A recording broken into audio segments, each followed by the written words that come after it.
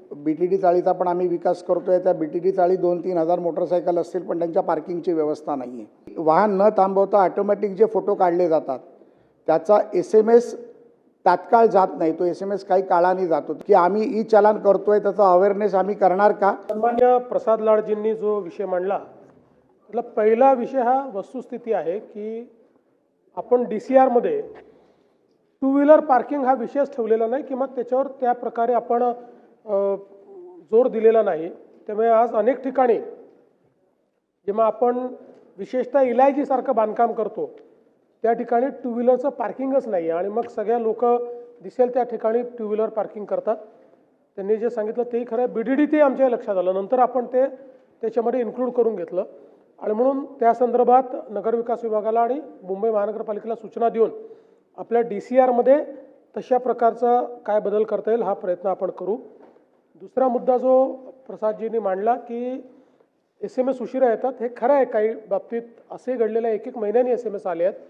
त्यामुळे जसं आता राज्यमंत्री महोदयांनी सांगितलं, हे पूर्ण सगळं सिस्टीम आपण अपग्रेड करतो आहोत। ती अपग्रेड करून त्या सिस्टीममध्ये तात्काळ ते SMS गेले पाहिजे। एवढंच नाही तर आता अनेक जुन्या चालांची वसुली बाकी आहे, तर त्याच्यामुळे आहे ती खरं आहे आणि आपल्या कायद्यातल्या काही तरतुदी अशा आहेत की ज्याच्यामुळे एका विविक्षित कालावधीवरनं ती वसुली करता येत नाही आणि आता ऑटोमॅटिक आपण चालान जनरेट करत असल्यामुळे इतक्या मोठ्या प्रमाणात चालान जनरेट होतात आणि तेवढी वसुलीची आपल्याकडे व्यवस्थाही नाही आणि म्हणून या संदर्भात काही लोक अदालत घेऊन अशा प्रकारच्या ज्या काही चालान जुने आहेत हे चालान त्या ठिकाणी लोक अदालतीच्या माध्यमातून काही रिलीफ देऊन आणि त्या चालांची वसुली करण्याचा एक विचार आपण करतो आहोत। त्या संदर्भातली कारवाई आपण करणार आहोत।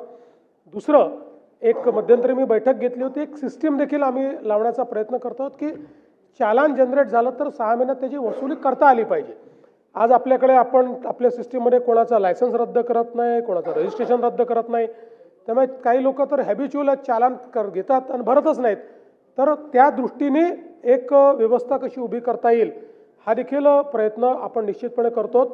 आणि तिसरा जो आपण मुद्दा सांगितला त्या संदर्भात राज्यमंत्री महोदयांनी सांगितलं, गोव्यासारख्या राज्याने हा प्रयोग चांगला केलेला आहे की त्यांनी चालान करणाऱ्या चालानाची अथॉरिटी ज्यांना आहे ट्रॅफिक पोलीस, त्यांनी बॉडी कॅमेरा असेल तरच चालान करता येईल अशा पद्धतीचं त्यांनी आता त्या ठिकाणी नियम केलेला आहे।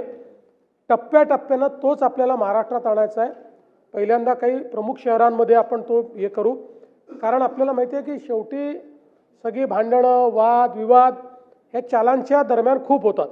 म्हणजे मेरे को पहचानता नहीं क्या असे सांगणारे लोक आहेत आणि तू किसकी औलाद आहे म्हणणारे लोक आहेत। त्याच्यामुळे या संदर्भात जर बॉडी कॅमेरा असला तर या सगळ्या गोष्टी मिनिमाइज होतील आणि भविष्यातही काही लिटिगेशन झाले तर त्यात आपल्याला सोपं पडेल आणि म्हणून टप्प्याटप्प्यानं बॉडी वॉर्न कॅमेरा हा आणण्याचा देखील शासनाचा विचार आहे। दिल्ली गव्हर्नमेंट आणि कर्नाटक गव्हर्नमेंटनं ॲम्नेस्टी स्कीम काढली याच्यावर। कर्नाटकनं 50% भरा आणि दंड सगळा तुमचा या ठिकाणी मागचा वसूल केला जाईल। 1 महिन्याचे विंडो ठेवलेले आहे। दिल्लीने तसं केलेलं आहे। तसं आपल्याला काय करण्याची भूमिका आपली शासनाची राहील का? सन्माननीय सतेज पाटील साहेबांनी दिलेली सूचना अतिशय चांगली आहे। निश्चितपणे आपणही ॲम्नेस्टीची स्कीम आणून जुने जे चालान आहेत त्या चालानमध्ये त्यांनी एक विविक्षित 50% जी काही रक्कम असेल ती भरावी आणि उरलेली आपण त्या ठिकाणी माफ करू, अशा प्रकारची ॲम्नेस्टी आपण आणू आणि कॉन्करंट पद्धतीत मात्र आपल्याला ते वसुलीची वेगळी व्यवस्था उभं करणं, त्यात त्यांनी जी सूचना दिली आहे त्याचाही विचार निश्चितपणे करता येईल की फास्टॅगमधनं तिची वसुली ऑटोमॅटिक होणं हे देखील आपण त्या दृष्टीने करण्याचा प्रयत्न करू। माझा एक प्रश्न असा आहे की चालान लोकांना मुळातच कुठली फाईन भरायची नसते, ही एक मानसिकता आहे, त्याला आपल्याला टॅकल करावं लागेल आणि त्यासाठी एक पर्टिक्युलर लिमिट 5,000च्या वर तुमची रक्कम झाली असेल तर त्यांना पेट्रोलच द्यायचं नाही, अशी काही सिस्टीम आपल्याला उभी करता येईल का?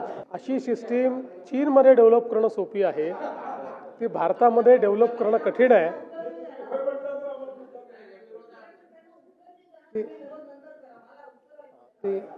ते कठीण आहे।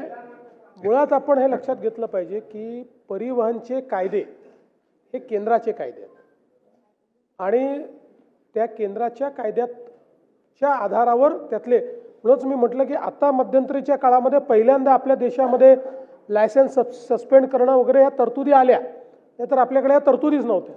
आणि आपल्याकडे काय आहे की लायसन्स एखादा सस्पेंड झालं त्याला काही वाटतही नाही की ठीक आहे, कोण विचारतं लायसन्सला.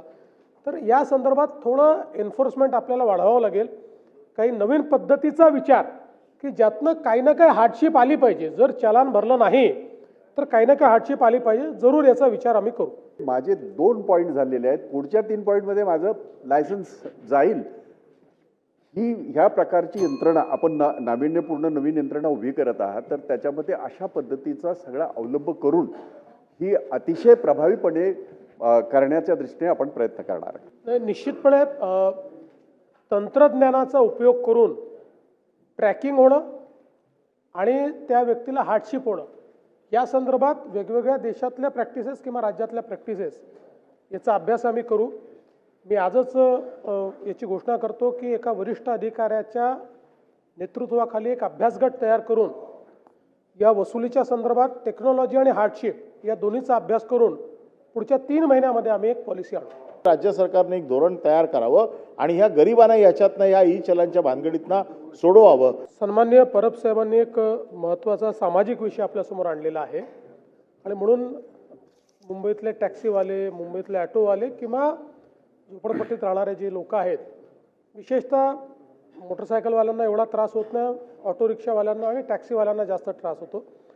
त्याही संदर्भात धोरण ज्यावेळेस हे जी काही समिती आहे त्यांना धोरण करायला सांगण्यात येईल. हे आहे गोकुळचं श्रीखंड. अगदी जिभेवर रेंगाळणारं. जिभेवरच नाही तर मनावरही रेंगाळणार. गोकुळ श्रीखंड, मनावर रेंगाळणारं.